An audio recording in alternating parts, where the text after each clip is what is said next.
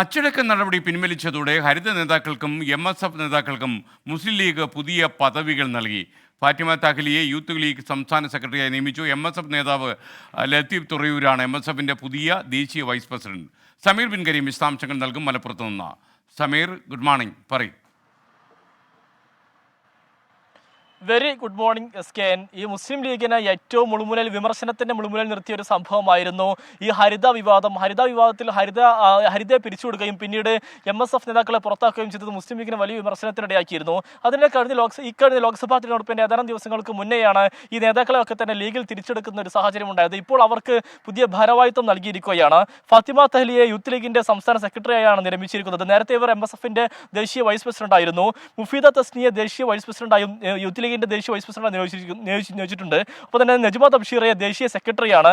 അതോടൊപ്പം തന്നെ അന്ന് പുറത്താക്കപ്പെട്ട ലത്തീഫ് തുറയൂർ MSF ദേശീയ വൈസ് പ്രസിഡന്റായും ആഷിഖ് ചെലവൂരിനെ യൂത്ത് ലീഗിന്റെ ദേശീയ വൈസ് പ്രസിഡന്റായുമാണ് നിലവിൽ നിയമിച്ചിരിക്കുന്നത്. ഇതിൽ ഏറ്റവും പ്രധാനപ്പെട്ട കാര്യം, ഈ മുസ്ലിം യൂത്ത് ലീഗിന്റെ സംസ്ഥാന ദേശീയ കമ്മിറ്റിയിലേക്ക് ചരിത്രത്തിൽ ആദ്യമായാണ് വനിതകൾ ഇടം പിടിക്കുന്നത് എന്നുള്ള ഒരു പ്രത്യേകത കൂടി നിലവിലത്തെ ഈ ഒരു ഭാരവാഹിത്വത്തിനുണ്ട് എന്നുള്ളതാണ് ഏറെ പ്രധാനപ്പെട്ടതായിട്ടുള്ള ഒരു കാര്യം. ഏതായാലും നിലവിൽ MSF എതിർപ്പ് മറികടന്നുകൊണ്ടാണ് നേരത്തെ പുറത്താക്കപ്പെട്ട നേതാക്കളെ മുസ്ലിം ലീഗ് കഴിഞ്ഞ ദിവസം തിരിച്ചെടുത്തു എന്നുള്ളതാണ് ഏറെ പ്രധാനപ്പെട്ട കാര്യം. SKN. Thank you Sameer bin Kareem. ലോകത്തെവിടെയായാലും ഏത് സമയത്തും 24 വാർത്തകളും ഓഗ്മെന്റഡ് റിയാലിറ്റി പാക്കേജുകളും എക്സ്പ്ലെയിനറുകളും വിശദമായി കാണാൻ ഞങ്ങളുടെ യൂട്യൂബ് ചാനൽ നിങ്ങൾക്ക് സബ്സ്ക്രൈബ് ചെയ്യാം.